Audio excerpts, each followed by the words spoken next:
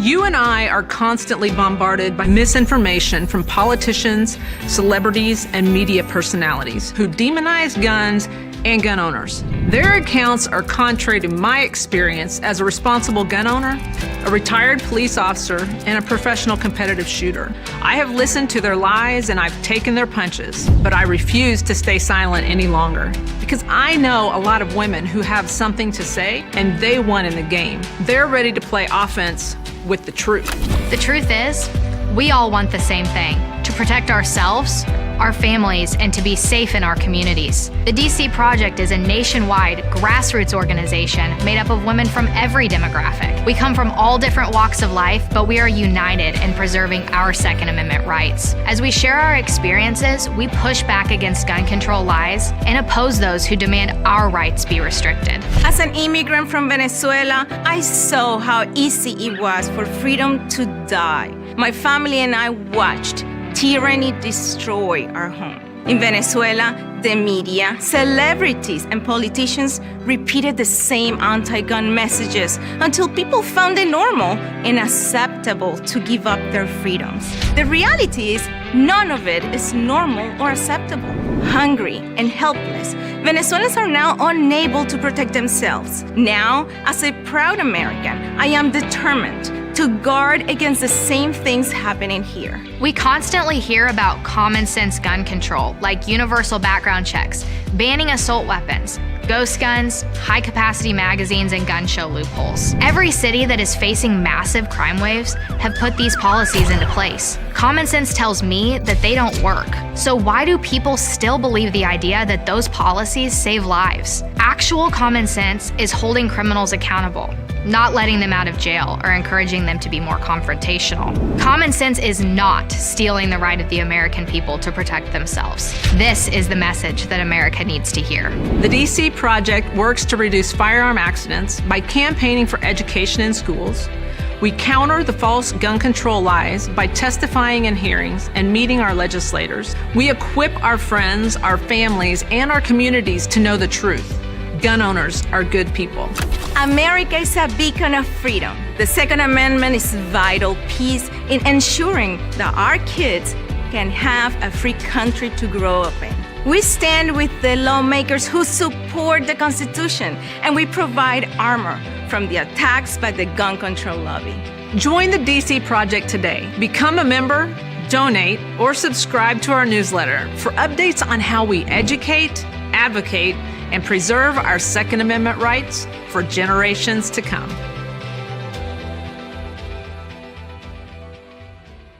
When people use a firearm in self-defense, they could be arrested or sued and face extensive legal costs. Firearms Legal Protection provides uncapped legal defense for any member who uses a legal weapon in defense of themselves or others, providing members with peace of mind in these difficult situations by covering all attorney fees and other benefits. Use code EOTT at firearmslegal.com for a discount on all membership plans. Protect yourself.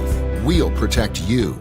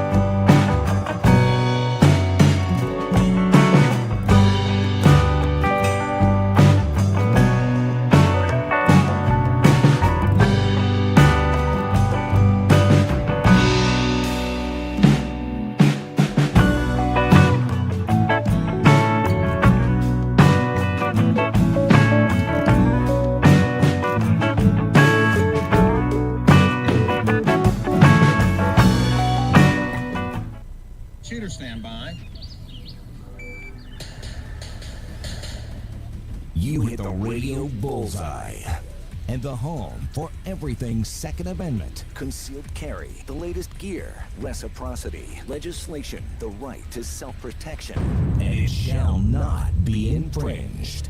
This is Eye on the Target Radio, with your hosts, Rob and Amanda. Hey there, everybody. Welcome to Eye on the Target Radio. There is so much news to roll out today. I mean, absolutely. It's coming at us with like a freight train. Good news or bad news? Just news. Oh. News. There's stuff, and there's news, and there's stories. And I'll tell you, it's been wintertime in my neighborhood. I've been just hiding in my reloading room making balls. I just flew across the country and back, but okay. So I have to, we'll just start with the news that is pretty much everywhere, is that Wayne LaPierre, the executive vice president of the NRA, on Friday tendered his resignation, and it was an interesting time because I was at the board meeting. So this is the NRA's winter board meeting. And so we're all in the meeting. They start to talk about, just general, they call it a board meeting for a reason, because boring is kind of the name of the game. That's it. It's business, check. Okay. Is everything working the way it's supposed to work, and then you focus in on the things that are not. Well, as a lot of you know, the state of New York is suing the NRA, and that lawsuit starts on Monday. So currently they're seating jurors, and so the lawsuit starts on Monday.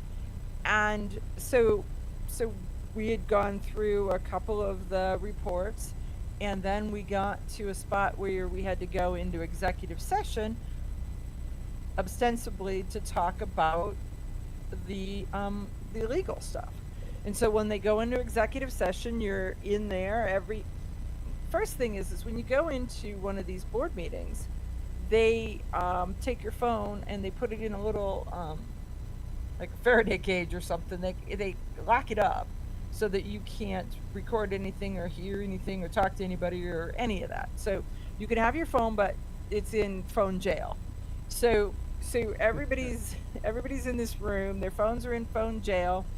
And we go into executive session, and so that means that no one but the board members and the legal team are in the room, and they send everybody out, and then immediately Wayne goes to the stage and tenders his resignation, and you could hear a pin drop.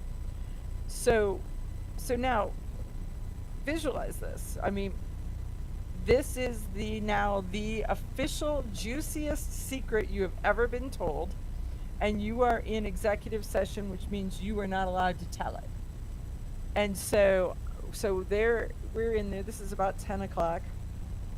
And in my mind, I'm like, oh my goodness, how are they going to keep this from getting out? And so Wayne had said that he would not, that he was going to tender his resignation as of the end of January. So I was like, well, this ought to be very interesting. And then, so it kind of went on a little bit. And so I'm waiting for them to tell everybody, remind them they're in executive session, to tell them when the story's going to get out, what they're going to do about it, how they're going to share it. And they don't do anything until right before break. And they're like, oh, by the way, remember, you're in executive session, don't say anything. Once the news breaks, then you're free to say something. So we walk out to go to lunch, and in that 2-hour window while we were in there, they had crafted and drafted a press release, sent it out, and within 10 minutes of walking out of the room, my phone blew up, and you could see everybody at every table for lunch and their phones and conversations and texting and that. So Fox News broke it first, and then it went from there. So then it was public knowledge, and then we were allowed to talk about it. But I have to say that was handled. It was handled very well, because there But was that no way 2 they'd keep hours that and as a 10 secret. minutes of secret keeping was killing you. No, but I knew as soon as you walked out of the room, there was no way that, there's 60 people in this room. Right. There is no, you know what they say, you tell 2 people, it's no longer a secret, Right. right? And, Plus one of them's dead. right. And there's 60 of them. So I was like, this is not going to go good for everything, right? But they had handled it so well that those people with their phones in phone jail couldn't say anything. They absolutely couldn't. And so it was an interesting time, because no matter who you were inside that room, and no matter what your opinion of how Wayne was doing currently, he'd been with the organization for, I think the number really is 47 years, 35 as executive vice president. And there's a lot of good things that have come from Wayne LaPierre. No matter where your mindset is, there is not a person who can say he didn't do good things. It was pretty emotional inside the room, as people, some people were like, I was there when you were hired, and other people were like, I grew up to you. The thing is, I was there when he was hired, and the thing that made the biggest impact was that they had made an exerted effort to make it so you had one speaker for the NRA. Mm-hmm. So when you knew that when Wayne was on TV or Wayne was somewhere, you understood that was the NRA's line. If it was someone else saying it, it was just someone's opinion. And not the NRA. And so I think that made a big difference in the way the organization was run. Before that, it was just a willy-nilly whoever come out and said I'm with the NRA, and then it's like, are you really? Were you speaking for the NRA, or are you just speaking? Right, it was going back to the gas station. That's a big thing. Because like in board of directors school, one of the first things they do is they teach you that you have opinions, but you don't speak for the NRA, even though that you're on the board and you give advice and guidance and final yes or no on things, or a vote on final yes or no on things. You do not speak for the NRA unless you are given a statement that they ask you to do, and then you're official for them. But otherwise, you need to make it clear that in your role you don't represent them in everything. Right. I don't know who they're going to pick to replace him. He was a very solid speaker. When he spoke, you understood what he was talking about. Mm-hmm. When he got to where he was slobbering on the front row, you understood the passion that was in his speech. when he's shaking his fists and just right. So it's going to be a hard thing to replace. As the executive vice president, anybody who's in a position for 35 years crafts that position around their skill sets. And so it will be hard, you're right, to replace him in that aspect, simply because everybody else doesn't come with the same skill sets, doesn't come with the same abilities. And so what abilities, what skill sets, how is it going to be changed? Like the next guy is going to be a failure just because he's not Wayne. The guy that follows him possibly has a chance, but there's going to be a spot in there where everything is compared to what we had versus the next time it's like, well, this guy's better than the last guy. There is that. So the guy that they have as the interim guy, we'll just say that I doubt, just based on the fact that his name is so difficult, I doubt that he will become the long-term EVP, executive vice president, simply because no one can say his name. Right. So it is, so he always goes by Andrew, and it's R-U Lan and Dam is how it's like multi syllables. So I'll just shorten it up to Andrew. Well, it should be shortened up to Andrew. A sort of crusty old tone deaf board member who got up to the mic and he's like, "There is no way I can say that name. Can I just call you Andy?" It was like, I don't think this dude's mother Call him Andy. would call him Andy, right? And so he, and what could he say besides, sure? Why certainly. Why certainly, sir. But that probably was the piece de resistance. Well, the thing is, I mean, the NRA is, for years they touted that they had 5 million members, and then it's slowly been backing off due to the fact that there's been a huge exerted campaign against Wayne for some reason. They don't like the spending of his whatever his suit money is. Amanda for the next NRA EVP. so I'm in for about 3 down. But yeah, they don't. I don't remember what I was going to say. Okay, well, you'll think about it. We're going on the commercial break. When we come back, he'll have a topic. Okay, you ask yourself, who is this Realize Firearms Awareness Coalition, and what do they do? Realize Firearms Awareness Coalition is a not-for-profit group based in Portage County, registered as a 501c3, and organized to educate about the historical intent of the Second Amendment to the Constitution of the United States of America, to share knowledge, to enable citizens to accurately relate and defend aspects of the U.S. Constitution, to enhance public awareness and support for responsible gun ownership, and to emphasize firearms education for women who facilitate the transmittal of constitutional awareness and gun ownership to succeeding generations. How do they intend to do that? By talking to you all and having you talk back, by hosting educational summits and events. So tune in, listen, and participate. RealizeFAC.com. Your front door, your car, your gun.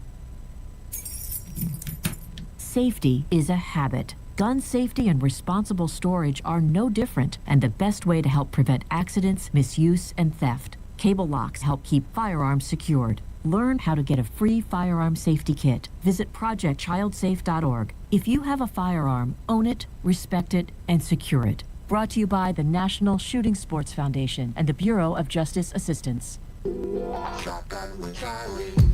I'm Charlie Cook from Riding Shotgun with Charlie. Conversations in the car about gun safety, freedoms, and even a few laughs. Imagine you're in the back seat listening to an intimate chat with me and my passengers as we drive all around the country. Listen, watch, and subscribe to the Riding Shotgun with Charlie YouTube channel and podcast.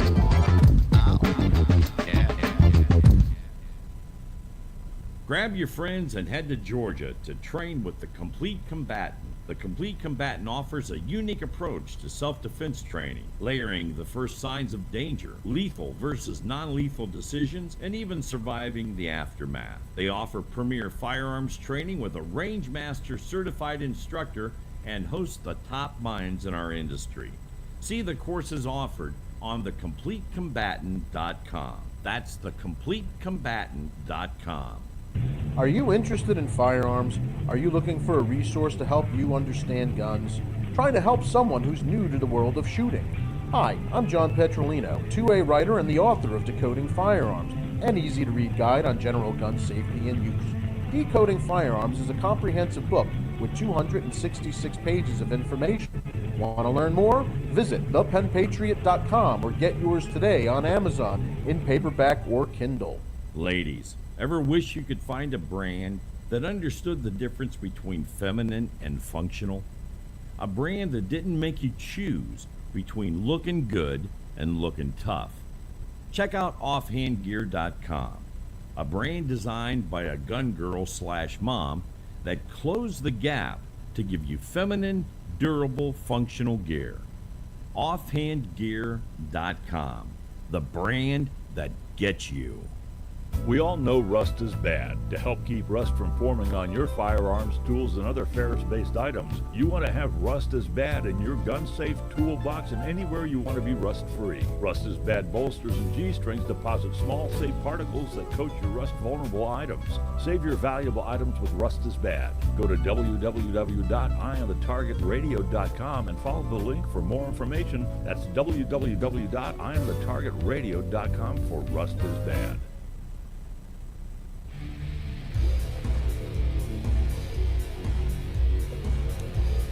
Okay, so did you remember what you were saying?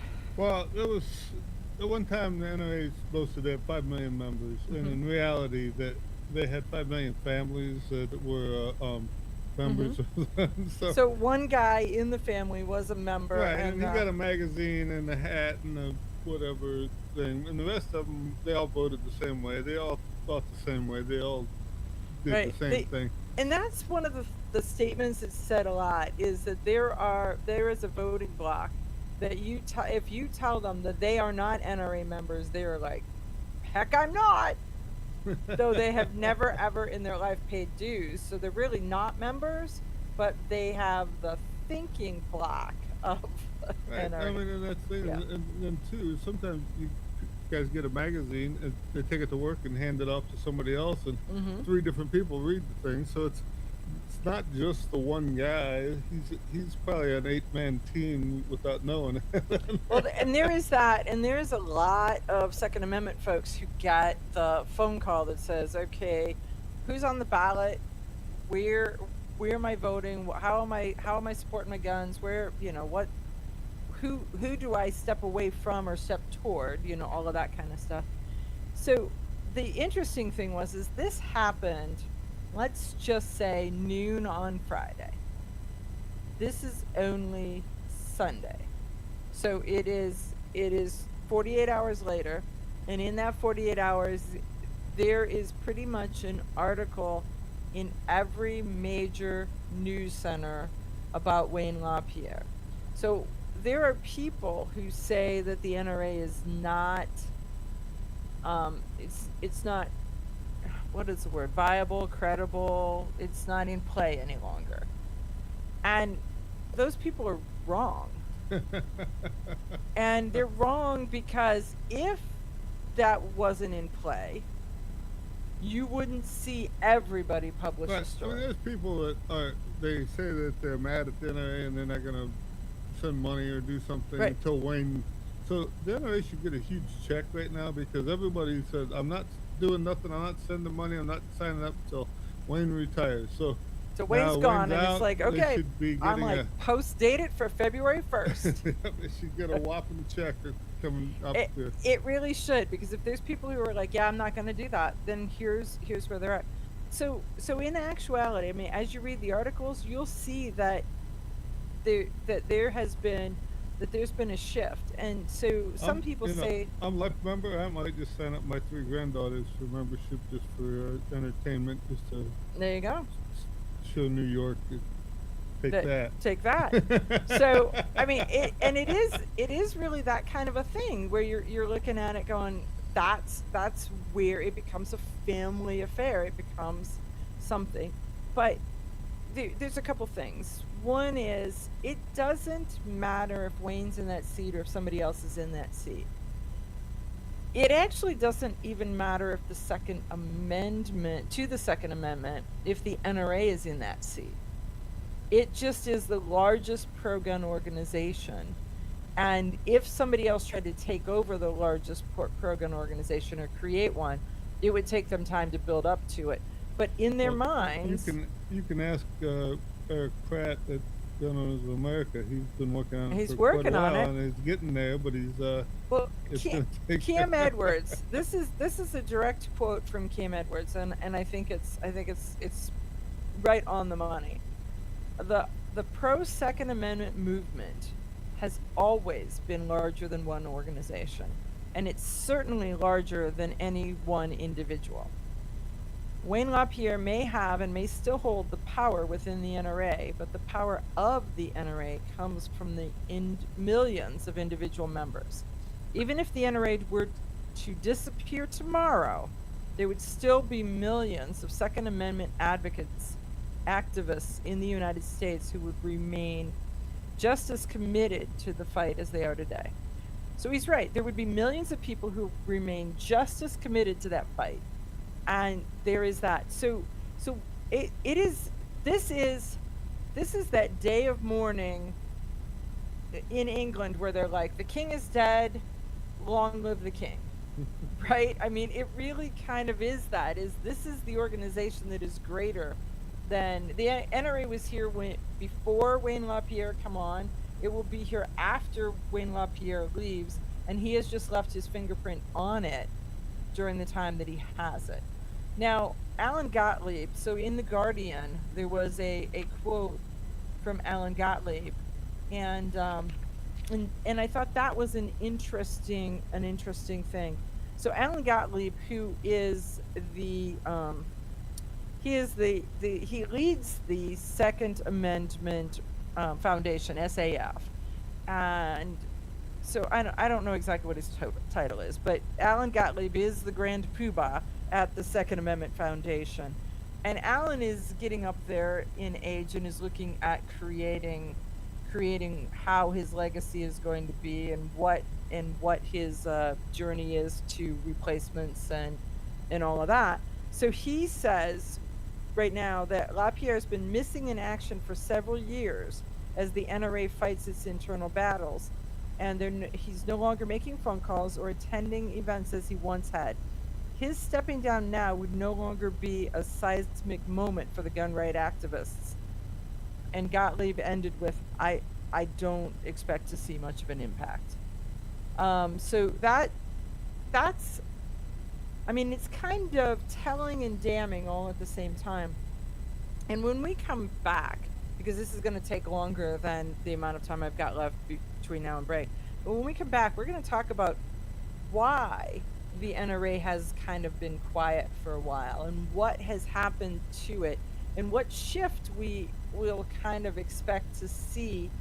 And frankly, who's going to come out of the woodwork with opinions? Because now there are going to be people who want to take them down versus people who want to hold them up. So there's been a lot of texting, Twittering from Moms Demand Action, from Every Time for Gun Safety, all of those saying that the NRA is now out of the gun business because Wayne is no longer there. They could not be more wrong. And we're just going to tell them to hang on to their hat, because I believe that no matter what happens, as this happens, they're going to be the focus. That's going to be the focus. And they're going to see new things that they cannot plan on and expect, because when you've had the same guy there for a long time, you kind of knew what to expect, and there was this standard mode of operation. With a brand new guy, you don't know what that is. When we come back, we'll talk more.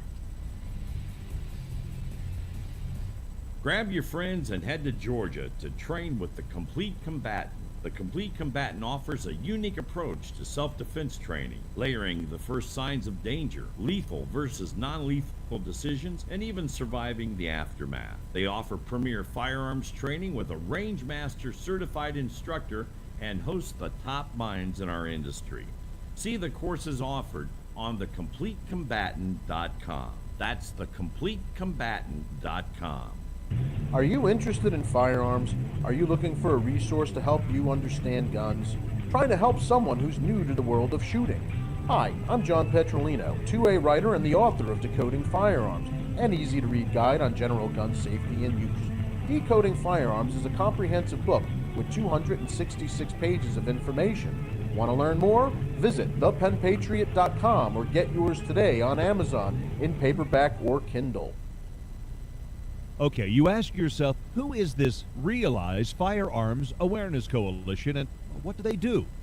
Realize Firearms Awareness Coalition is a not-for-profit group based in Portage County, registered as a 501c3, and organized to educate about the historical intent of the Second Amendment to the Constitution of the United States of America. to share knowledge, to enable citizens to accurately relate and defend aspects of the U.S. Constitution, to enhance public awareness and support for responsible gun ownership, and to emphasize firearms education for women who facilitate the transmittal of constitutional awareness and gun ownership to succeeding generations. How do they intend to do that? By talking to you all and having you talk back, by hosting educational summits and events. So tune in, listen, and participate. RealizeFAC.com. This is Cheryl Todd of Gun Freedom Radio, and I am proud to join Amanda Suffolcool and all the 50 women, one from each state, in our grassroots efforts to protect the Second Amendment as delegates of the DC Project. Grassroots organizations like the DC Project run on donations, so please consider donating to our GoFundMe/DC Project to keep the promise of freedom alive. I'm Charlie Cook from Riding Shotgun with Charlie. Conversations in the car about gun safety, freedoms, and even a few laughs. Imagine you're in the back seat listening to an intimate chat with me and my passengers as we drive all around the country. Listen, watch, and subscribe to the Riding Shotgun with Charlie YouTube channel and podcast. Ladies, ever wish you could find a brand that understood the difference between feminine and functional? A brand that didn't make you choose between looking good and looking tough. Check out offhandgear.com, a brand designed by a gun girl / mom that closed the gap to give you feminine, durable, functional gear. Offhandgear.com, the brand that gets you. Your front door, your car, your gun. Safety is a habit. Gun safety and responsible storage are no different, and the best way to help prevent accidents, misuse, and theft. Cable locks help keep firearms secured. Learn how to get a free firearm safety kit. Visit projectchildsafe.org. If you have a firearm, own it, respect it, and secure it. Brought to you by the National Shooting Sports Foundation and the Bureau of Justice Assistance.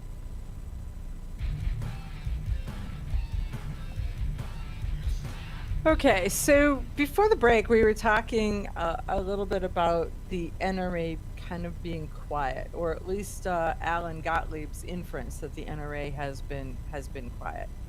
Well, let's start with this. When was the last time you thought about Paris Hilton? I can't say I ever did. So, at one point, she was all over the news, all over the TV. Everybody quoted her. Everybody talked about her. There was some pop culture in some way. She was there. And then she went off, got a life, got a husband, got whatever. And that'll make you boring right away. And she fell off of the world's radar. The NRA, in effect, has sort of done the same thing, because in 2018, Letitia James, the Attorney General in New York, went after the NRA. She actually ran on a platform that said that she was going to take down the NRA. Not investigate them, but take them down. So talk about having a predetermined... When you but you were selected for a jury, they're trying to find out if you use the facts to be fair and impartial, right? And when you say, nope, I'm coming in with the expectation that they're guilty, and then I'll go look for the facts for that case, you probably wouldn't make it on the jury. What do you think? Well, if that would work, a lot of people would use that so they could go back to work again instead of... And not be on the jury. Well, I think it does work, but okay. So anyhow, in 2018, she was elected, and then she went after the NRA. And so in them doing their due diligence, they started to dig into things to prepare for that, and found things that they didn't like. Things that then went public, whatever and however they were. So in that preparation, one of the things that happened was there was the Allen West, Oliver North hubbub that kind of blew up. Then there was the Ackerman McQueen, who is the NRA's PR firm, that blow up. In the end of NRA TV, Ackerman McQueen, the PR firm, quits or is fired, or they terminate, or they get a divorce, and so they're no longer playing well. So the NRA has, and you alluded to it earlier, the NRA has been very good about saying that this is the person who speaks for the NRA. There is one speaker. Ackerman McQueen, the PR firm, kind of corralled that for that one speaker. So now they don't have a PR firm. They don't have any guidance in that area. Wayne is distracted by the fact that New York is trying to, they were actually trying from 2018 to 2022 to disband the NRA in its entirety, take all of the assets, take all of your dues money, take the museum, take the building, take everything, and just disband it and give it to other organizations who said that they were pro-gun, pro-safety organizations. Those organizations would have been Everytown, Moms Demand Action, those types of groups who say that. So the NRA was fighting for its very, very existence.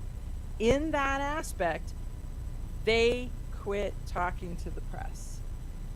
Then you take in the middle of that, and then you add COVID and the shutdowns and the lockdowns, and nobody could go anywhere, and events weren't happening.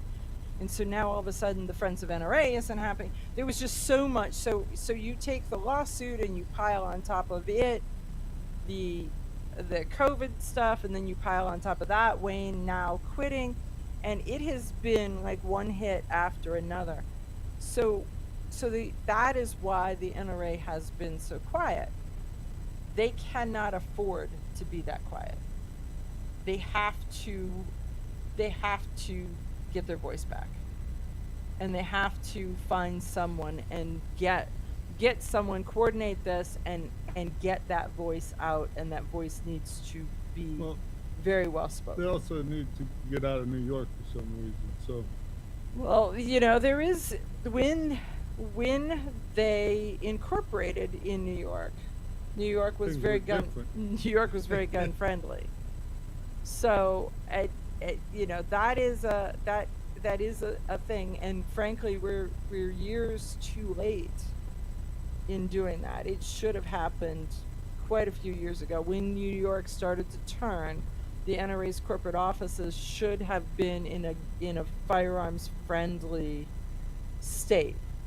Wherever they work and however they fight, they should not be spending and using their dollars in a non-firearms friendly state. But you can almost see the thing where it's like, don't let them see you sweat, don't let them see you run. So how do you convince all of your members that you need to take that big fancy blue building and sell it, walk away from it, rebuild another range somewhere else, move the museum? There's a lot of logistics, and not to count the fact that you have a big snazzy blue building clear full of employees that you say to them, I'm moving. They're East Coast, so it would have been easy to explain to general public that you're moving more center to the country, so it's more convenient for everyone to get to them. Or to split and expand so that you've got two organizations to begin with, and then you've got some flexibility. Right, but there should have been stay till you're crippled doesn't make good sense. Well, and that's kind of where they are right now, and that is it. So they have to get their mojo back. They really do. And so it has, we're rolling into 2024. So that is 6 years of silence. I don't care how big the organization is, nothing can stand 6 years of silence. People have very short memories. And so people will be pro-gun, but how much value? Well, lucky for us, the Democrats keep bringing up the NRA, so it stays on that tip of everyone's tongue. It's got credibility based on the fact that it is fearsome and scary. We You know, hit you long time, I think, is how they say it. I think, but we definitely have to be the elephant in the room. I mean, when you look at the NRA and you look at the size of it, and then you look at the other pro-gun, pro-Second Amendment activist organizations, and the NRA is involved in so many things, and it is everywhere. So between the Friends of NRA, between the competitive shooting, between the NRA ILA, between the instructors and the marksmanship and the, it has these it's intertwined into the fabric of so many people's lives. But it is very, very big in that aspect. But in a lot of cases, when people think about pro-gun groups, they're thinking about the legal part and the activist part. But the NRA is much bigger than that. It is much bigger. Well, the NRA didn't really have a legalist activist part until the 70s, late 70s. And so they, before that, they were primarily involved with national matches, and the magazines were all about police matches and the national matches and different shooters. Most of them were military, so you didn't know who the players were anyhow. It wasn't until recently the magazine actually got nice paper and good color pictures that was interesting to read. So if you get a chance and you can pick up like a 1961 to 68 version of the NRA magazine, it's very interesting in how dry it is. It's okay. It's kind of like a science manual. And it was yeah. It had a couple of little articles in the corners that were good, and that give you some gunsmith pointers, stuff like this. But for most purposes, it was a nasty little magazine. Well, and you're like, oh, and it got better in the 70s. That was 50 years ago, Rob. So right, but it got better in the 70s, but it got better in the 90s, even from there. So they've been slowly getting better. Slowly getting better. That's good. If you look at the magazine you get today, it's on par with any of the Peterson magazines or anything that goes on. It's back in the day. I mean, it was printed in block type that you couldn't hardly read. It more looked like an Arbor Day Foundation newsletter. Right, like a little handout paper that your local buy this tree. This tree is natural in your growing area. So, and here's why. But we'll tell you about the other growing areas at the same time while you're. And it had a nasty little picture or a hand drawing of what your tree should look like. Right, exactly. That's about the same thing. That's kind of it. And if you were lucky, it was in black ink and not green ink or sepia brown ink or, yeah. But I mean, the magazine's better. There's a lot of things that are better. And I think that some of it, Neil Knox had a lot to do with it, as much as the NRA hated him for the changes he made. But I think that's what got them into the ILA end of things and started to paying attention to what was going on in Washington. It just so happens that Neil Knox's son Jeff is going to be on the ballot for the NRA Board of Directors as of that's coming out mid-February. Well, Jeff's a friend of mine. I say, give him a chance. Okay. So there is that.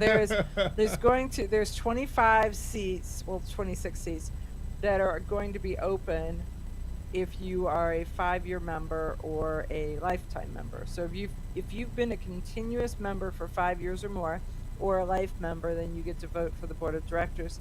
And right now there are 34 people on the ballot, and 25 of them will get a seat, and 9 of them will be standing there with their hat in their hand.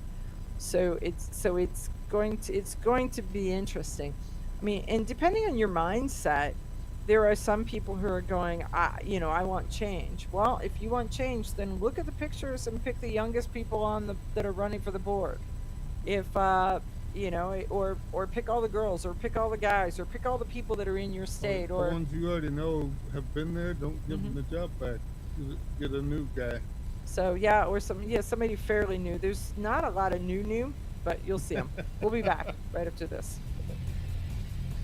Your front door, your car, your gun. Safety is a habit. Gun safety and responsible storage are no different, and the best way to help prevent accidents, misuse, and theft. Cable locks help keep firearms secured. Learn how to get a free firearm safety kit. Visit projectchildsafe.org. If you have a firearm, own it, respect it, and secure it. Brought to you by the National Shooting Sports Foundation and the Bureau of Justice Assistance.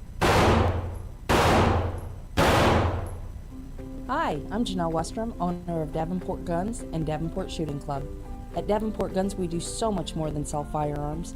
We advocate for increased personal safety and security, not just for you, but your whole family and community. Go to davenportguns.com to see our online inventory and browse videos, articles, and things we just find entertaining. Sign up for our newsletter to learn more. This is Cheryl Todd of Gun Freedom Radio, and I am proud to join Amanda Sefacul and all the 50 women, one from each state, in our grassroots efforts to protect the Second Amendment as delegates of the DC Project. Grassroots organizations like the DC Project run on donations, so please consider donating to our GoFundMe/DC Project to keep the promise of freedom alive. Ladies, ever wish you could find a brand that understood the difference between feminine and functional? A brand that didn't make you choose between looking good and looking tough. Check out offhandgear.com, a brand designed by a gun girl/mom that closed the gap to give you feminine, durable, functional gear. Offhandgear.com, the brand that gets you. Okay, you ask yourself, who is this Realize Firearms Awareness Coalition and what do they do? Realize Firearms Awareness Coalition is a not-for-profit group based in Portage County, registered as a 501c3 and organized to educate about the historical intent of the Second Amendment to the Constitution of the United States of America, to share knowledge, to enable citizens to accurately relate and defend aspects of the U.S. Constitution, to enhance public awareness and support for responsible gun ownership, and to emphasize firearms education for women who facilitate the transmittal of constitutional awareness and gun ownership to succeeding generations. How do they intend to do that? By talking to you all and having you talk back, by hosting educational summits and events. So tune in, listen, and participate. RealizeFAC.com. I'm Charlie Cook from Writing Shotgun with Charlie. Conversations in the car about gun safety, freedoms, and even a few laughs. Imagine you're in the back seat listening to an intimate chat with me and my passengers as we drive all around the country. Listen, watch, and subscribe to the Writing Shotgun with Charlie YouTube channel and podcast. Are you interested in firearms? Are you looking for a resource to help you understand guns? Trying to help someone who's new to the world of shooting? Hi, I'm John Petrolino, 2A writer and the author of Decoding Firearms, an easy-to-read guide on general gun safety and use. Decoding Firearms is a comprehensive book with 266 pages of information. Want to learn more? Visit thepenpatriot.com or get yours today on Amazon in paperback or Kindle.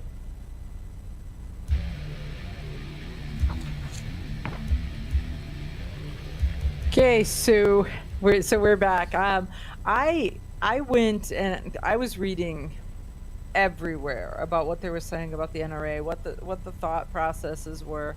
I went to some of the forums and blog groups and that kind of thing just to get an idea of what was being said and how they all stood. And so, there was a lot of them that over time had said not another dollar till Wayne is gone. And then I'm seeing others say, okay, pony it up. What are you going to do? When are you going to write a check? And then they're like, well, I have to see change first. Well, that's not what you said. So now the rules have changed for you because we're back to, that's what it is. they're squeakers. They are not, it really isn't about supporting the NRA. I'd support them, but they're butters. That's what they are. They are butters.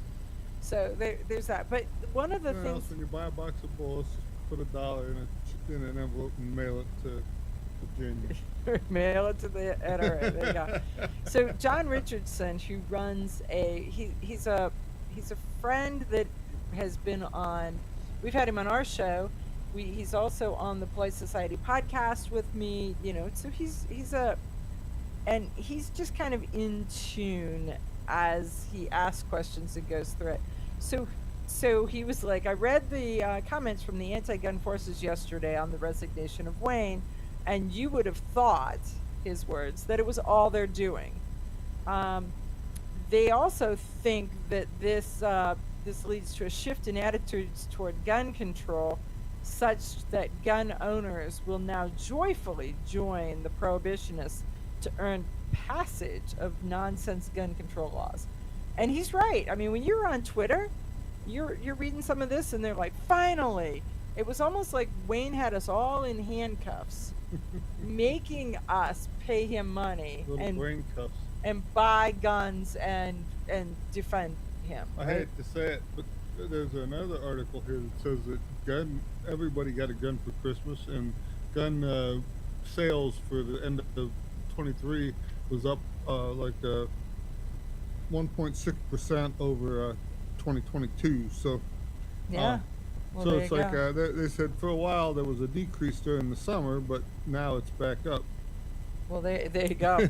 So the thing is that John Richardson says that he has long told his spouse that the gun prohibitionists are not going to like what they get when they splinter and destroy the NRA, because all of a sudden it's going to embolden GOA and SAF and FPC, and they are less compromised people because they're focused on a singular issue, a singular thing, where the NRA was a little bit more, it's for everybody, why can't we all get along? The NRA was compromised all along. I mean, we had been trained to do that, so it was always like they come after one thing, we would barter down to something that was a little less painful and say, okay, exactly. And I was talking to somebody about that, and it was like, look, they said, so some of the people on some of the forums and some of the blogs are like, oh, well, the NRA was endorsed this bill or that bill, and and it was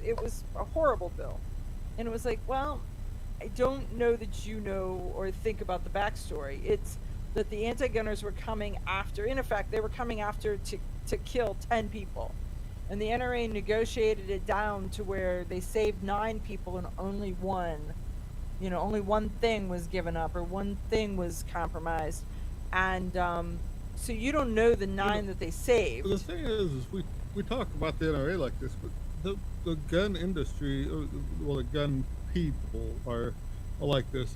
The hunters don't care about the 50 caliber guys. Right. The 50 caliber guys could really give it 2 craps about the guy who's shooting bullseye or something. Right. They don't understand it, and that's not their thing. Guys do this cross-discipline thing. It's like, it's not my game, so I don't care. And so trap shooters don't care what the skeet shooters are getting out of it, as long as it doesn't interfere with their trap shooting part of it. Right. And so we always play this game. I mean, if everyone was interested, I always said for years, Peterson Publishing was, right? They had magazines about guns, and they had magazines about hiking, and they had magazines about airplanes and dirt bikes and any kind of thing. If in the front page of their magazine, they would have posted what the other groups were worried about in Congress, then there's a lot of times that the gun guys would be interested in why the biker guys were having a heartburn, or why the airplane guys were having... why they're mandatory on helmets, or they're doing this, and they can see the corollaries. If everybody knew what the other guy was doing, they would be a much larger group, just because of the fact that they would understand. We're Americans, and you're not the boss of me. Right. That's why. But they break us up into little groups, and we don't know what is happening with the other guys. And so it's I guess it's a divide and conquer technology that works well for us. And the publishers are like, yeah, they're not interested in that. They are model car people. They do not care about bakeries. Well, Right. except we like donuts, so yes. But I get, I Right, the get. bottle car guy is just as sad about his the gas stove going away as the chef is because he likes to eat. He likes to eat too. But I guess that is a very valid point because, like, right now, the gas stoves, and they're like, oh, we're only going after the commercial ones. Oh, you mean the stoves that cook all of our food in restaurants that we all have stopped cooking at home? Or the Those? ones that cook prior to them putting in a microwave can or something. Like Right. That all that. Yeah. So things change, but people we as we get busier, we're less likely to cross pollinate into a different field to see what's going on there. I mean, I can remember back in the day when the motorcycle people were worried about remember when they were talking about uh, public health care with the Clintons were going into office and they were going to make it so that we had a nationalized health service or something like that. Well, right away they thought that the motorcycle was going to be outlawed because inherently you're more likely to be busted up on the highway in a motorcycle than you are in your car. right. So So to you keep down on were not costs- going to be insurable if Right, so- you jumped out of airplanes or rode a motorcycle or any other dangerous right, so it sport. could be- because there's a better chance you're going to cost them money in this national health care thing. So that was part of their thing. So we understand how it works. We just are too self-centered to spread our wings and take other people's viewpoint in the. Well, I don't know if it's that or if you're like, there's only so much bandwidth, and I'm using that bandwidth to either eat or sleep because I've burned all the rest of it. There's not a lot of spare bandwidth available. I mean, if you look at, when I was a kid, everybody had a dirt bike. It was cool. Now that I'm old, I wish I had a dirt bike. I'm sure my knees wouldn't like that too much, but the dirt bike is, from my youth, is gone due to the fact that either the emissions has killed it off or safety standards has taken it away from me. So unless I'm willing to look for a bike from the late 60s, early 70s, I'm out of luck. You're out of luck. Well, I also think, I think kids and bicycles is almost that same thing too. When we were growing up, every kid had a bicycle, and every bicycle hardly had any tread left on its so tires. when the mayor of your city crashes on his bicycle and the president of the United States crashes on his bicycle, it makes it look bad, so you don't buy the kid a bicycle because these two people supposedly could handle themselves. Well, and there's so much danger with creepers taking your kids, and so much Being danger. hit by a satellite that's flying and- out of space or whatever. Well, people texting and not looking where they're going, and so do you let the kids ride down the driveway to go over to the park, or do you have to, there's all of that. I mean, when we were kids, You can't live in the basement and not go outside. when we were kids, it was go outside and play, and Mom thought we were at the neighbors, and we could have been 10 miles away, right?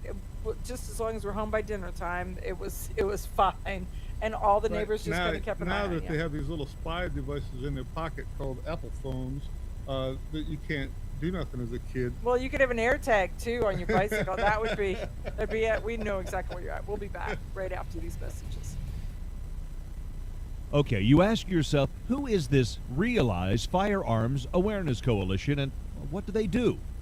Realize Firearms Awareness Coalition is a not-for-profit group based in Portage County, registered as a 501c3 and organized to educate about the historical intent of the Second Amendment to the Constitution of the United States of America, to share knowledge, to enable citizens to accurately relate and defend aspects of the U.S. Constitution, to enhance public awareness and support for responsible gun ownership, and to emphasize firearms education for women who facilitate the transmittal of constitutional awareness and gun ownership to succeeding generations.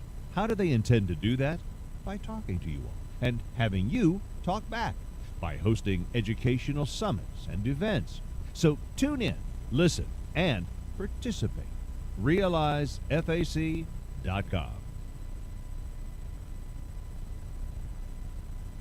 When people use a firearm in self-defense, they could be arrested or sued and face extensive legal costs. Firearms Legal Protection provides uncapped legal defense for any member who uses a legal weapon in defense of themselves or others, providing members with peace of mind in these difficult situations by covering all attorney fees and other benefits. Use code EOTT at firearmslegal.com for a discount on all membership plans. Protect yourself. We'll protect you.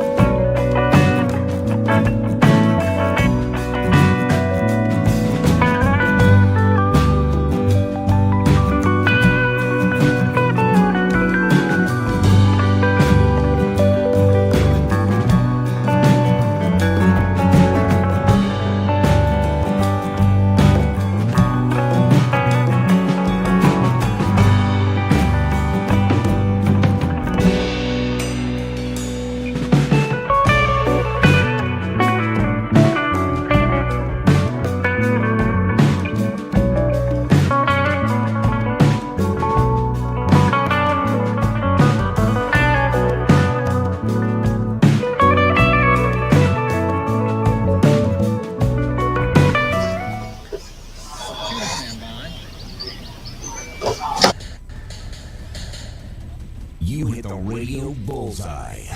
And the home for everything Second Amendment, concealed carry, the latest gear, reciprocity, legislation, the right to self-protection, and it shall not be infringed. This is Eye on the Target Radio with your hosts, Rob and Amanda. Okay, so we are back with hour 2 of Eye on the Target Radio, and I have one more thing I want to roll out about the NRA, and then we'll move on to other things because there's a lot of other stuff to go on to, and that is that Jared Yanis from Guns and Gadgets announced that Wayne LaPierre's benefit package was in the millions of dollars, that his golden parachute. And I went looking today and spent a couple hours digging, and I cannot find any actual basis in fact of that. So there were prior contracts over prior years that have all since expired that had golden parachutes in them, but nothing in its current form. So as you hear some of this stuff, stop and look to see who's telling you and why they're saying it. What they've got to gain about it. And right now, it's the first guy to run to the microphone, and how tintillating can they make the information? But there has been nothing, and so that I can find, even looking into the stuff with the New York Attorney Generals. And let me tell you, if there were something, they'd have already found it. That's how I look at that. They kind of do my research for me, if you will, because there is nobody that has got more of a case of the crank against Wayne LaPierre than the New York State Attorney General. There just isn't. So there you go. Okay, so what do you got? There's some civil disobedience in the news. Oh, I have that too. It's Illinois. Are you talking about Illinois? Yeah, but Illinois is just the end of this tail of the dragon here. I mean, it's there's a lot of Chicago's passed laws in the past that didn't do anything. Remember Connecticut? New York passed their stuff, I think, in 2013. Connecticut had passed some stuff way back. I remember they said there was 20,000 police officers total in the state, and there was 400,000 assault rifles in the state. So that they were going to have to go after. They weren't going to go after any of them. So this Illinois thing, the same thing. They said, oh, well, never mind. I mean, they got like 5% of the people to apply for a Ford card for some reason. But so they had mandatory. So let's tell them what it's about first. They had mandatory registration and a Illinois semi-automatic gun ban that was enacted as of January 1st of 2024, and everybody was supposed to comply prior to that. And so they say that the percentage of compliance is they believe that 2%, somewhere between 2 and 2.5%. Maybe what they got is false information on how many assault rifles were in their area in the first place, and nobody really has one, so there's not enough to.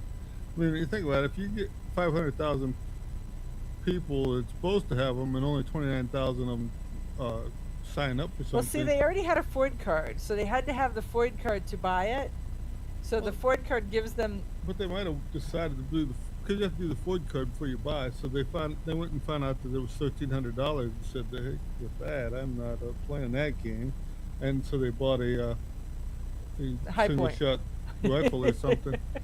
So, I don't know, because I would assume they probably bought a Russian Nagant. They were cheap. I don't live in Chicago, and I've never held a Ford card in my hand, but. So I don't know how exactly that works. So do they just show the Ford card and they get a nod, or do they have to? I need your papers, please. I got to document it. I got to write it all down. There's something, and then it gets sent into the government. So I assume it's the latter, not the former, and that means that then the government then knows: is it a long gun? Is it a handgun? Is it a evil black rifle? Whatever that is, in their checks of who else doing stuff in their compliance portion. Right, But we live in the free part of America where they don't have point cards and No. stuff like that. Besides that, we're too dense to know how to use them, so we wouldn't bother to comply. do not say we're breaking the law. We don't My- have that law. Right, we don't have that law. And Okay. the reason we're being is because we wouldn't bother complying with it. They know it. So it's a we've- loser to start with. It's a loser. Well, they're finding that out. Less than 2.5% has looked at that. So, and then in the same situation, most of the sheriffs, like 75% of the sheriffs, said, "Yeah, we're not enforcing it." Okay. The bad part about that, I mean, that's good news, but it's also bad news, and that is okay. So now you've got a non-enforcing sheriff. And so you're living in your house, fat, dumb, and happy with your non-enforcing Once sheriff. you get an enforcing sheriff, now you have problems. Right. So the law is still sitting there, and so it's kind of like it's a pressure cooker, and it's just building up pressure. And elections have meaning, We like that pressure actually, and there's if you look, the American public are standing by waiting for something to trigger them.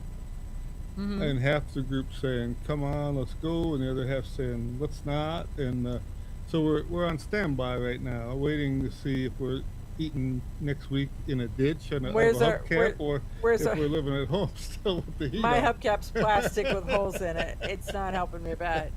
Yeah. The So best bet's to get an old hubcap from the '70s with stainless steel. I want one of those the big moon You can ones. cook in it and Yeah. eat from it. Right, and then wear it as a hat in the spare time, in case it's raining. Like a helmet.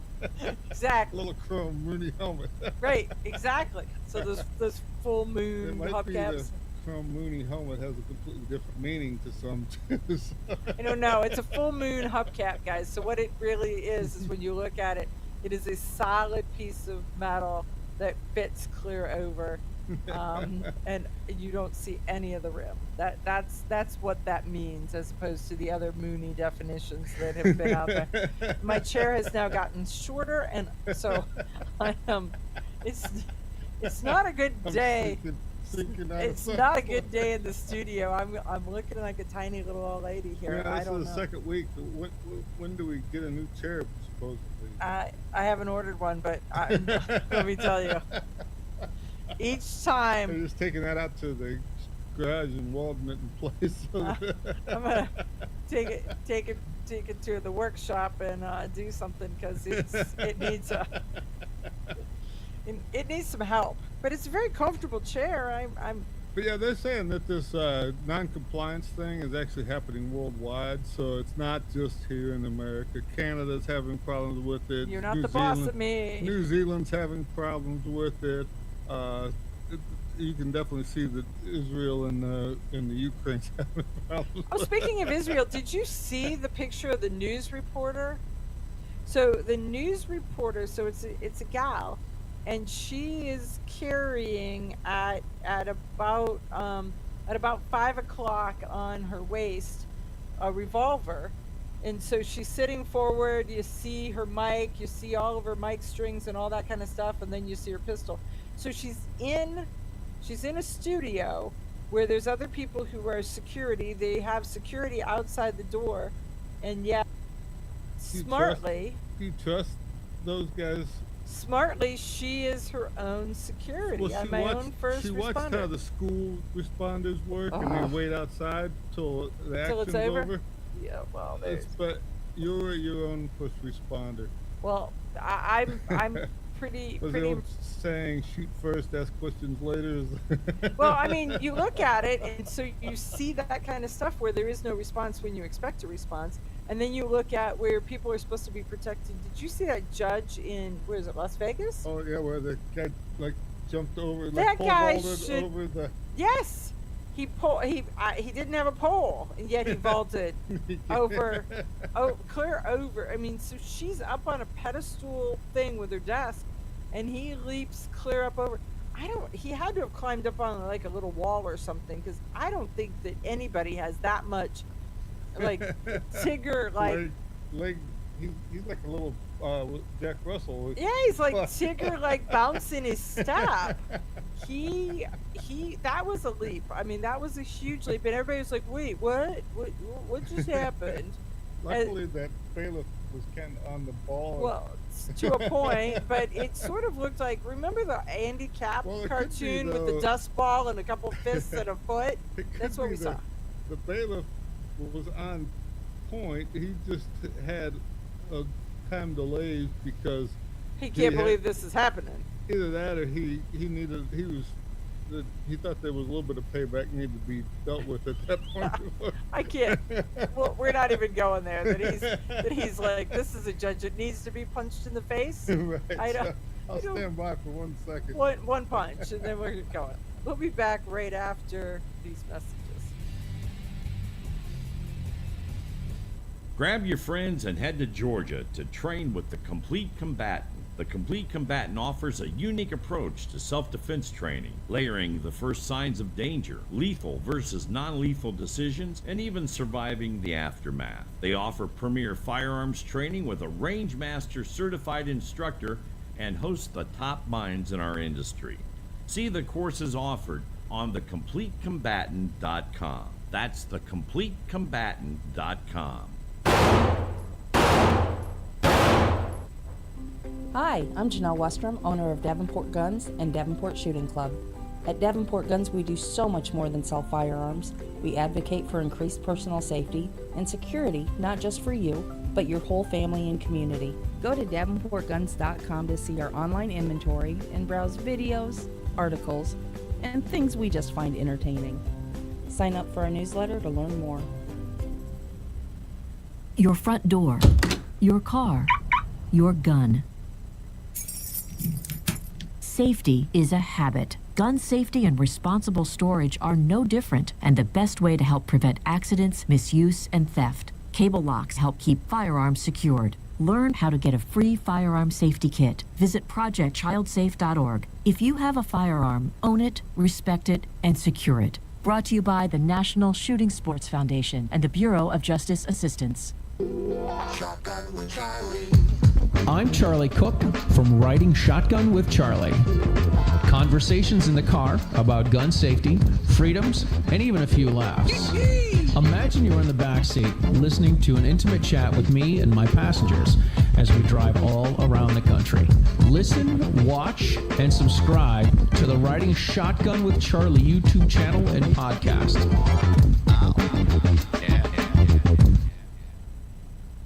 This is Cheryl Todd of Gun Freedom Radio, and I am proud to join Amanda Suffolk and all the 50 women, one from each state, in our grassroots efforts to protect the Second Amendment as delegates of the DC Project.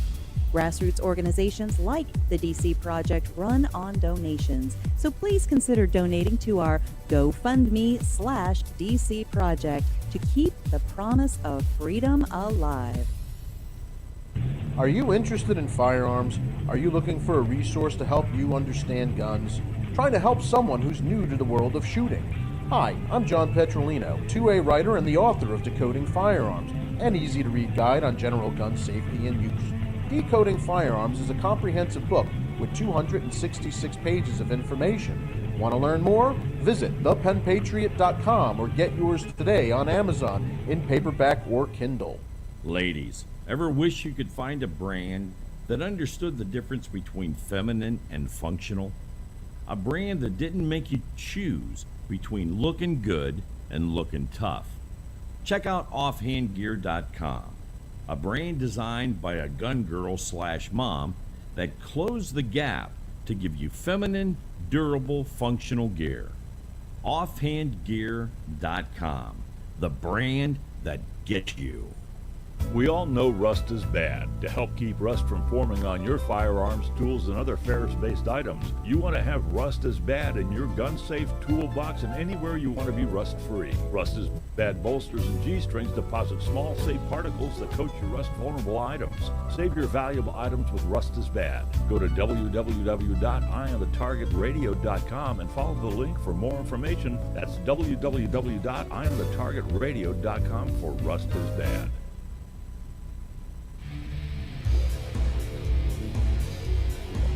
Okay, so do you know why politics is so important in guns and gun control? So let's talk a little bit about why pro-gun people need to control the Senate. We have there had been a House Resolution number 44 that sought to overturn the Biden administration's pistol brace rule. And so they were going to use the Congressional Review Act to do that.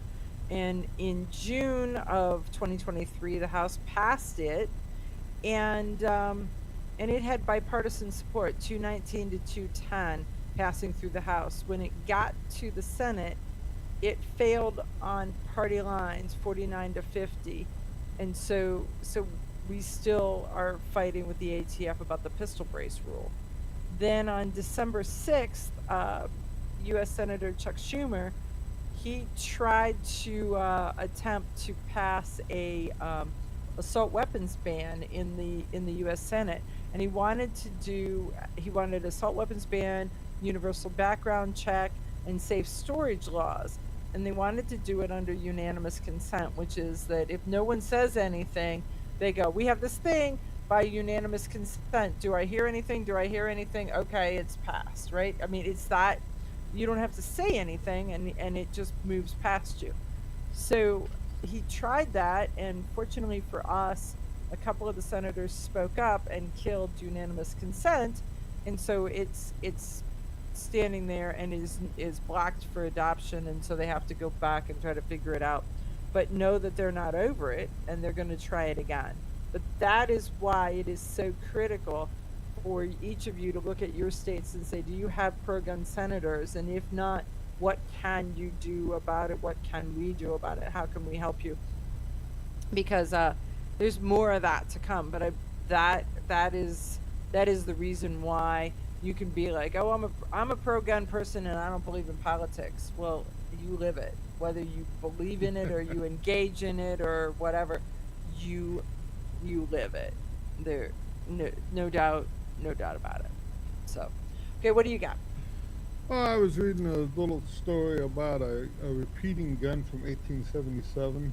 You know, the part that got me on that was the names that came back. Actually, from 1777. So it was prior to 1791. Right. Yeah. So this guy named Joseph Belton, he had developed a repeating gun. He says it was a flintlock that could shoot 8 shots without reloading, and then after that it could be loaded like a standard rifle for continuous shooting. I believe if you look at this, you'll find out they call it superposed. So they would load 8 shots. So you put your powder, your wad, your ball, powder, wad, ball, in 8 different times.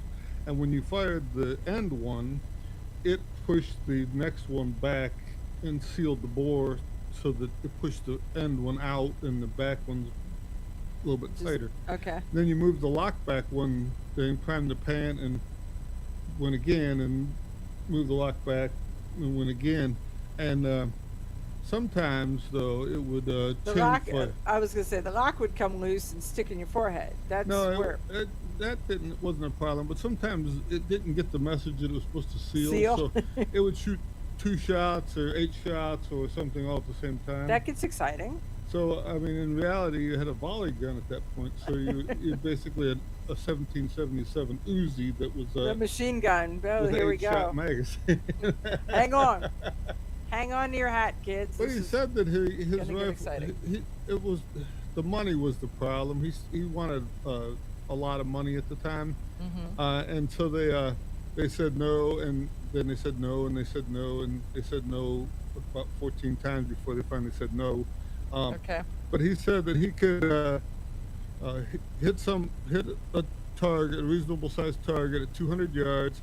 He could fire eight shots in 20 seconds, I believe, was his, and then he could continuously load and fire the rifle like a normal musket and everything. But it wanted $1,000 for every 100 men that he removed from the front line. So he wanted Congress to pick out 2 teams of 100 men, and he would pick out two teams of 100 men, and then they were going to go up in a competition and see how many rounds they could fire and how many things they could hit compared to the standard infantry line of men with single firing muskets.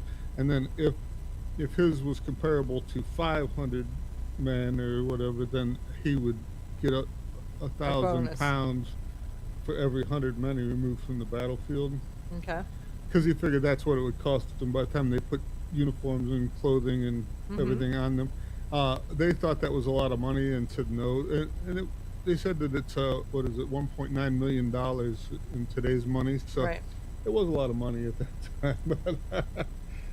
But anyhow, he had tried to cut the price. He tried to haggle. He tried a lot of different things, but it was a no-go. But if you look it up in history, the guy's name is Joseph Belton, and I'm sure that you're going to find that it was a superposed rifle, they call it. It was a superposed. I think the other part that was that something in here, there was and I don't know where these names popped out. So there's, I believe that is Benedict Arnold. Right, that was before he was. Before he was Benedict Arnold. I mean, he was Benedict Arnold before Benedict Arnold became synonymous with that. But look at that name. Right, Rittenhouse is another name, and it's funny because if you're into science fiction, Rittenhouse is a huge name in science fiction and time travel things. Huh. So he's this was a well-known scientist, David Rittenhouse. Right. So there's a lot of things about this, but there's also, they're talking about the second president of the United States and the great grandfather of the 9th and 23rd president. So all these they're guys name dropping. Serious name dropping. They were all major players in the early government because they had to have somebody to do it. Well, and the funny part is they were major players in government, and then their kids became players in government, and it was sort of like there's a whole lot of people who didn't understand it and didn't want to play or whatever, and so the same groups of people were involved in it's kind of like today. Right. Same groups of people are involved in politics. Well, when you look at over and over and today, over. some of the stuff where they're saying, oh, well, so-and-so is so-and-so's sister, or so-and-so is so-and-so's brother-in-law, or something. Right. How is this one related to that one? They're all related to somebody, and but it's because they know how the game's played, and that was the industry that their family got into. This is their family industry. You're right. That's kind of the message that I got out of it. Okay. Well, when we come back, we'll have more from Rob. Grab your friends and head to Georgia to train with the Complete Combatant. The Complete Combatant offers a unique approach to self-defense training, layering the first signs of danger, lethal versus non-lethal decisions, and even surviving the aftermath. They offer premier firearms training with a range master certified instructor and host the top minds in our industry. See the courses offered on thecompletecombatant.com. That's thecompletecombatant.com. Are you interested in firearms? Are you looking for a resource to help you understand guns? Trying to help someone who's new to the world of shooting? Hi, I'm John Petrolino, 2A writer and the author of Decoding Firearms, an easy-to-read guide on general gun safety and use. Decoding Firearms is a comprehensive book with 266 pages of information. Want to learn more? Visit thepenpatriot.com or get yours today on Amazon in paperback or Kindle. Okay, you ask yourself, who is this Realize Firearms Awareness Coalition, and what do they do? Realize Firearms Awareness Coalition is a not-for-profit group based in Portage County, registered as a 501c3, and organized to educate about the historical intent of the Second Amendment to the Constitution of the United States of America, to share knowledge, to enable citizens to accurately relate and defend aspects of the U.S. Constitution, to enhance public awareness and support for responsible gun ownership, and to emphasize firearms education for women who facilitate the transmittal of constitutional awareness and gun ownership to succeeding generations. How do they intend to do that? By talking to you all and having you talk back, by hosting educational summits and events. So tune in, listen, and participate. RealizeFAC.com. Ladies, Ever wish you could find a brand that understood the difference between feminine and functional? A brand that didn't make you choose between looking good and looking tough. Check out offhandgear.com, a brand designed by a gun girl / mom that closed the gap to give you feminine, durable, functional gear. Offhandgear.com, the brand that gets you. We all know rust is bad. To help keep rust from forming on your firearms, tools, and other ferrous-based items, you want to have Rust is Bad in your gun-safe toolbox and anywhere you want to be rust-free. Rust is Bad bolsters and G-strings deposit small, safe particles that coat your rust-vulnerable items. Save your valuable items with Rust is Bad. Go to www.eyeonthetargetradio.com and follow the link for more information. That's www.eyeonthetargetradio.com for Rust is Bad. Your front door, your car, your gun. Safety is a habit. Gun safety and responsible storage are no different, and the best way to help prevent accidents, misuse, and theft. Cable locks help keep firearms secured. Learn how to get a free firearm safety kit. Visit projectchildsafe.org. If you have a firearm, own it, respect it, and secure it. Brought to you by the National Shooting Sports Foundation and the Bureau of Justice Assistance. Shotgun with Charlie. I'm Charlie Cook from Riding Shotgun with Charlie. Conversations in the car about gun safety, freedoms, and even a few laughs. Imagine you're in the back seat listening to an intimate chat with me and my passengers as we drive all around the country. Listen, watch, and subscribe to the Riding Shotgun with Charlie YouTube channel and podcast.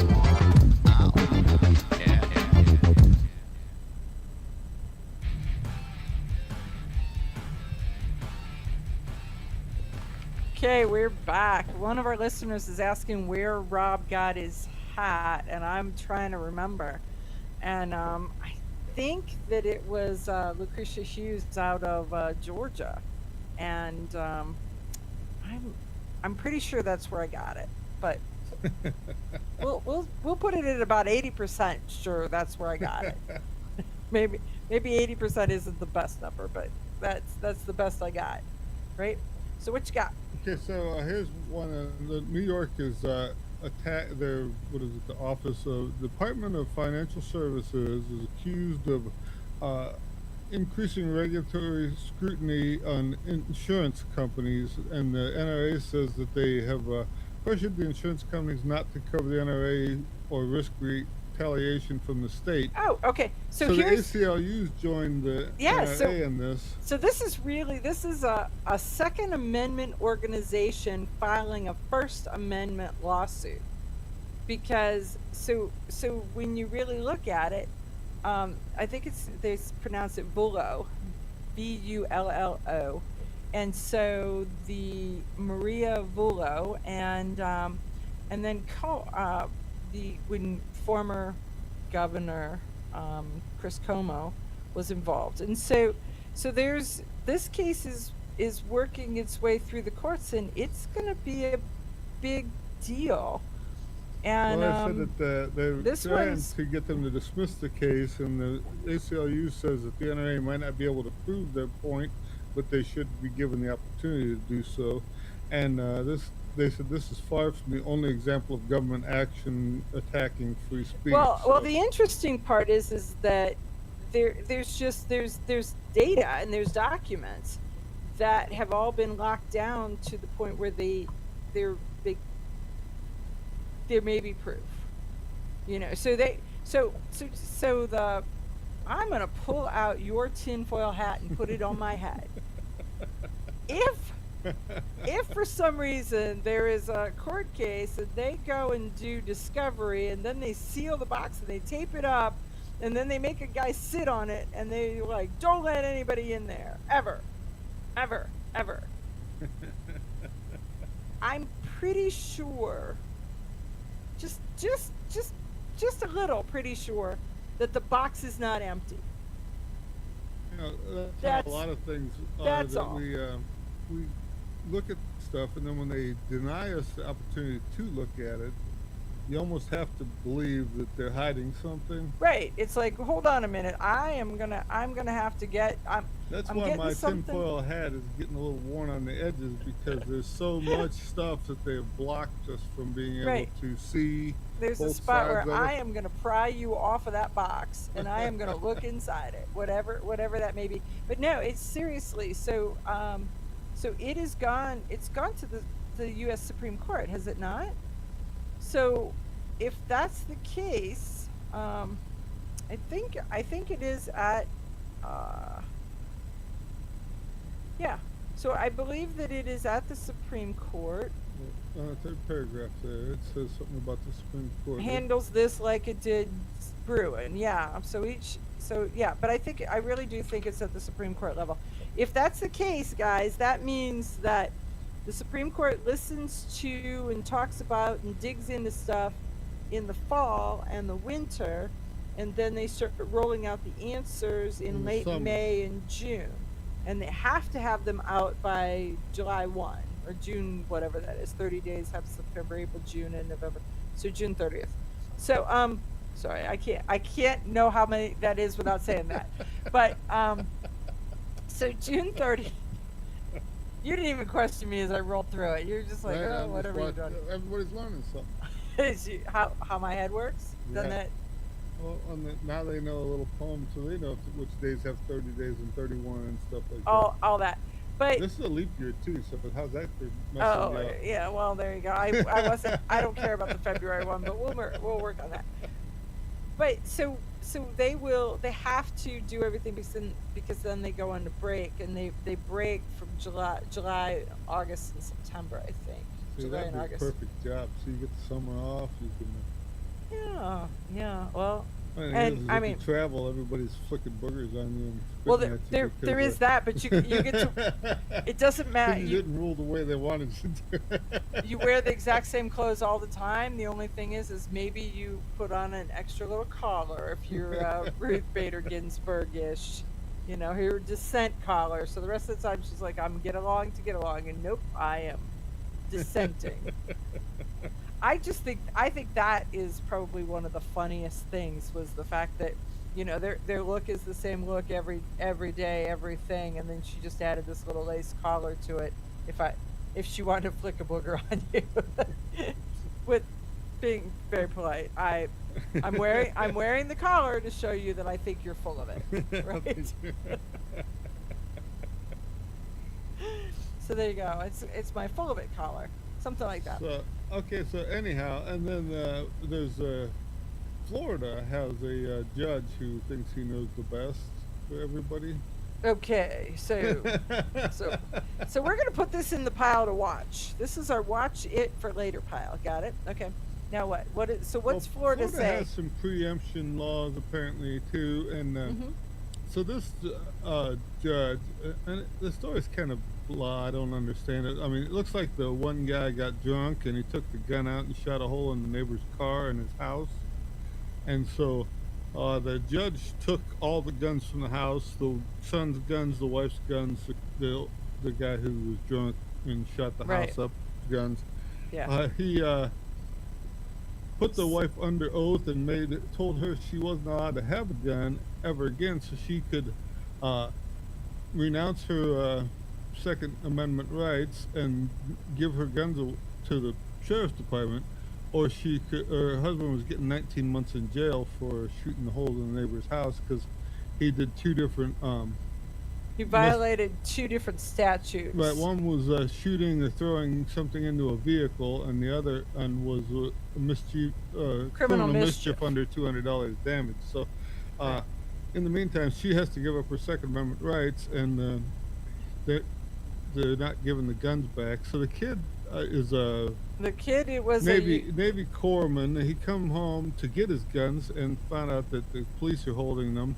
They won't give them to him. So he said he wanted all the family guns because he was going to take them back with him to where he's at, Milwaukee.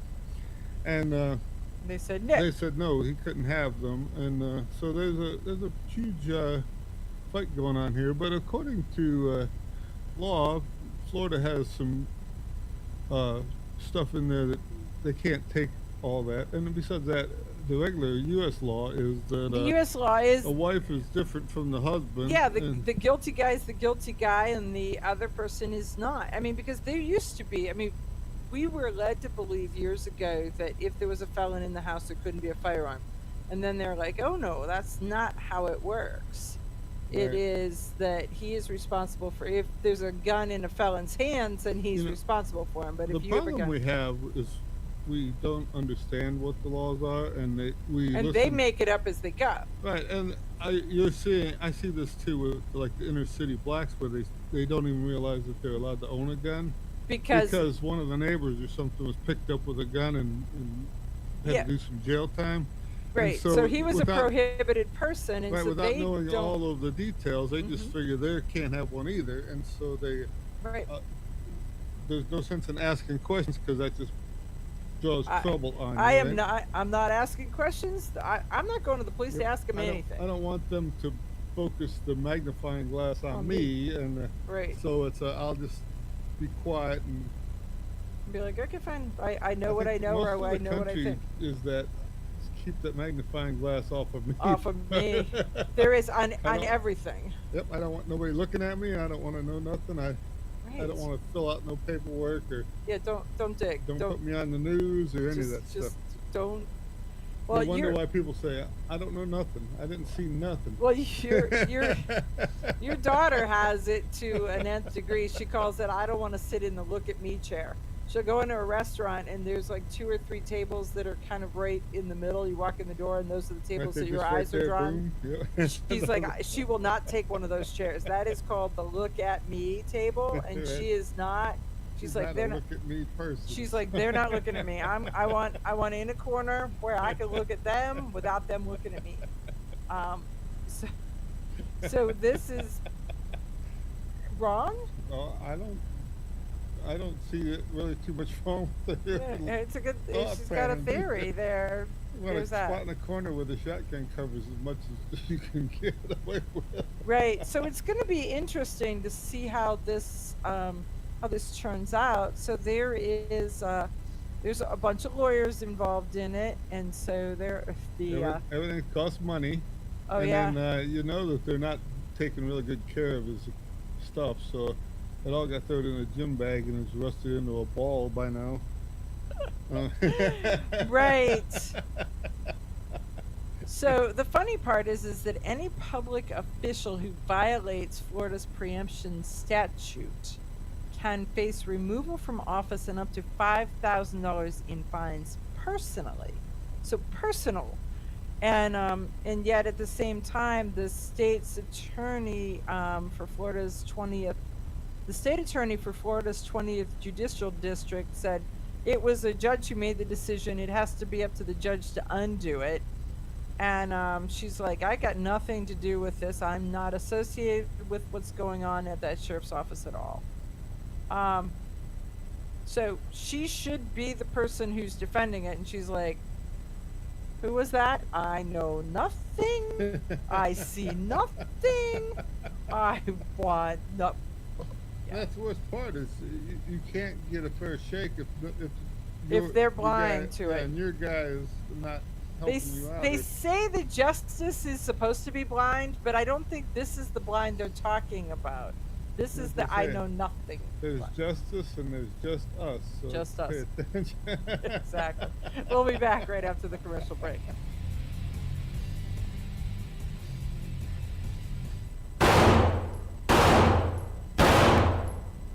Hi, I'm Janelle Westrom, owner of Davenport Guns and Davenport Shooting Club. At Davenport Guns, we do so much more than sell firearms. We advocate for increased personal safety and security, not just for you, but your whole family and community. Go to davenportguns.com to see our online inventory and browse videos, articles, and things we just find entertaining. Sign up for our newsletter to learn more. This is Cheryl Todd of Gun Freedom Radio, and I am proud to join Amanda Suffolcool and all the 50 women, one from each state, in our grassroots efforts to protect the Second Amendment as delegates of the DC Project. Grassroots organizations like the DC Project run on donation, so please consider donating to our GoFundMe/DC Project to keep the promise of freedom alive. Ladies, ever wish you could find a brand that understood the difference between feminine and functional?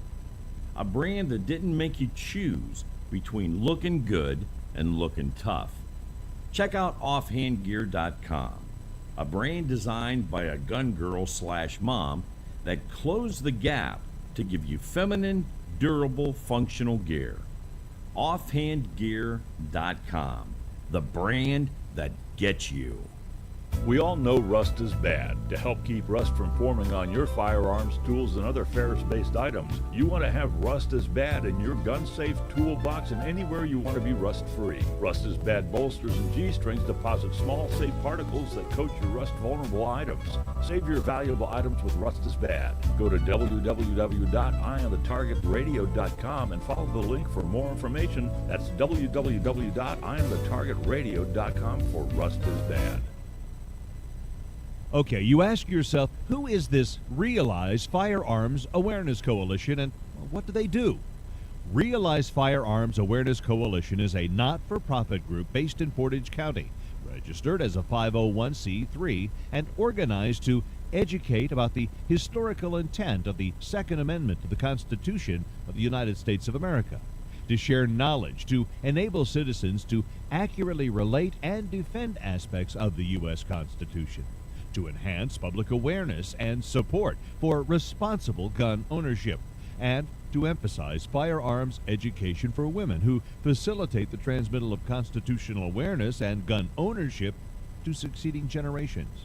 How do they intend to do that? By talking to you all and having you talk back, by hosting educational summits and events. So tune in, listen, and participate. RealizeFAC.com. Your front door, your car, your gun.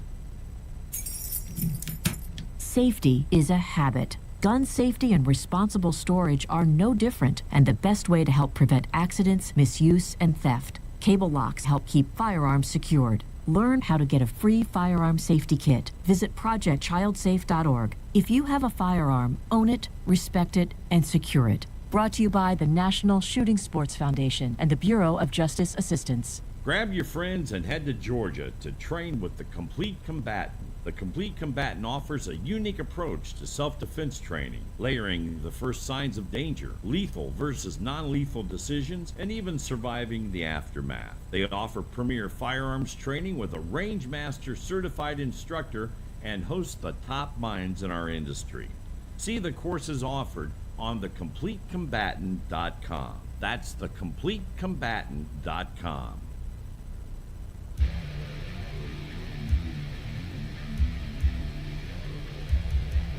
Okay, so I'm looking over at your notes, and it's like, what motivates Johnny to do bad things? Well, this guy's just he's just going off about what we don't have any respect for the criminally insane, and so when they do bad things to us, we just put it under a couple columns. Instead of it being that they're criminals or that they're terrorists, it's either racism, climate change, Donald J. Trump, Israel, or trans intolerance, or maybe gluten intolerance. So it's got to be something else. It's got to be somebody's fault, not the person who's doing it. So, and he's saying there was in New Year's Day, apparently there was a rented SUV filled with cans of gasoline driven at high speed, deliberately slammed into a crowd and exiting a New Year's Eve concert in Rochester, New York. Their goal was, from the sounds of it,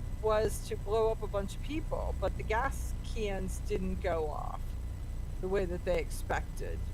So, but it rolled off the news pretty darn quickly. The guy who was doing it, he was one of the fatalities in the offending vehicle, so they can't really question his motives or anything, and but it wasn't that he was apparently right in the head, because you don't fill the car with gasoline and go slamming into things. No. But anyhow, this guy says that the best way to get away with this is to avoid large venues that So this guy's especially- John Farnham. So John Farnham is one of is kind of a nationally known safety expert. Okay, this well, guy. anyhow, and he he's trying to tells get you you to to, think about this on a deeper level. Well, So it basically tells you to either take your gun or forfeit your life and sit in the basement in the dark somewhere. or well, there's a little of that, but there's a spot where they tell you, like you're in a large crowd, they say stay at the edge of the crowd so you don't get squished You're or either the all of first that. guy that hit by the SUV or the Or- last guy hit by the SUV. No, you're either the first guy hit by the SUV or you have an opportunity to exit whatever's going on. Right. Well, there's a lot of things here, but I mean, it's the kind of thing that you're not going to get them to change their mind about taking guns away from large crowds and everything like this. So even Yet. as Bruin, as Bruin is doing their thing, they're going to try to push this 1344 law of fairs, crowds, and festivals on you. So you're going to have a hard time going to concerts and big venues with armed. Yeah. armed. The other part of it is sometimes you get a better seat from home with the TV and the instant replay than you get from at the concert, unless you need to smell the horse manure or the alcohol burning as the Or the people smoking weed right behind Right. you, that kind of You- thing. you get That's a the better- ambiance. You get a better home experience than you do from the thing. Sometimes that's the ambiance. So maybe you need a weed candle that's lit behind you, so you've got it. A little bit of that. There's, or an overflowing porta pot candle that. yeah. so you When can- I mean, we saw Gwyneth Paltrow do some pretty unique candles, but I'm not quite sure she got to the horse manure, porta pot, I've or been the weed. to some rock concerts where the bathroom was the last place you wanted to try to get to. So. Oh yeah. And I do believe that the reason why fair food tastes so good is the emulsification of the horse manure in the air that's settling on the grill, because you can't duplicate that at home without that. It doesn't matter. You need. No, that is such a disgusting thought.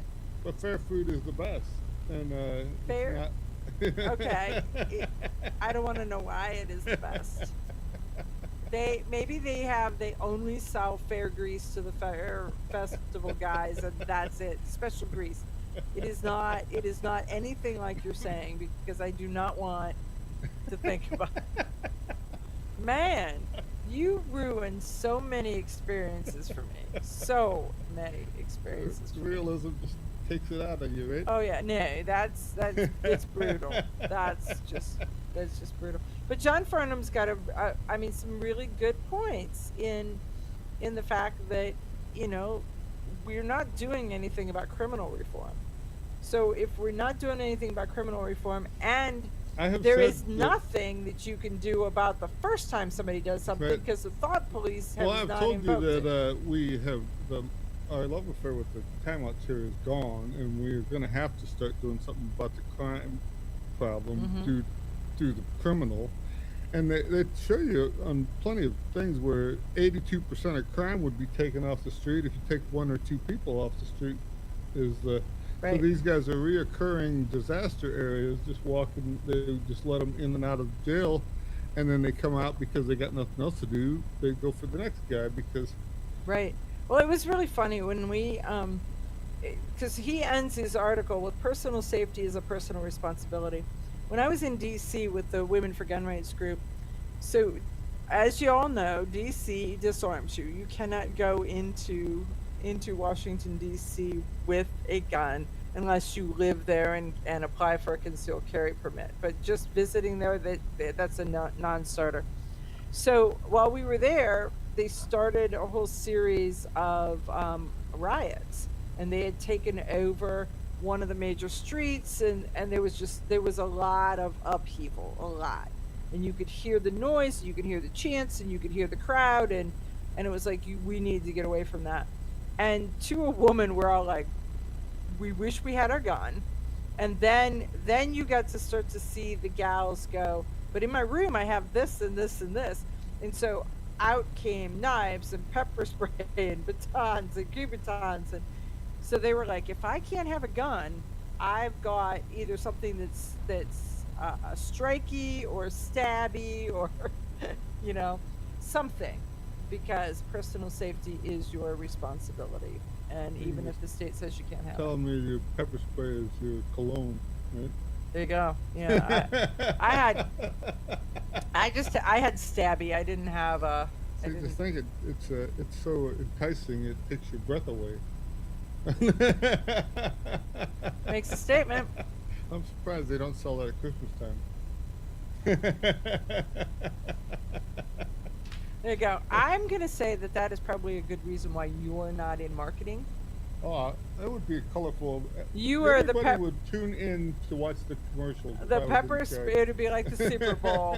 Here's Rob in charge of marketing. What are we coming up with this They don't want time? to watch the show. They just want to watch the No, it's going to be one commercials. level away from Beetlejuice.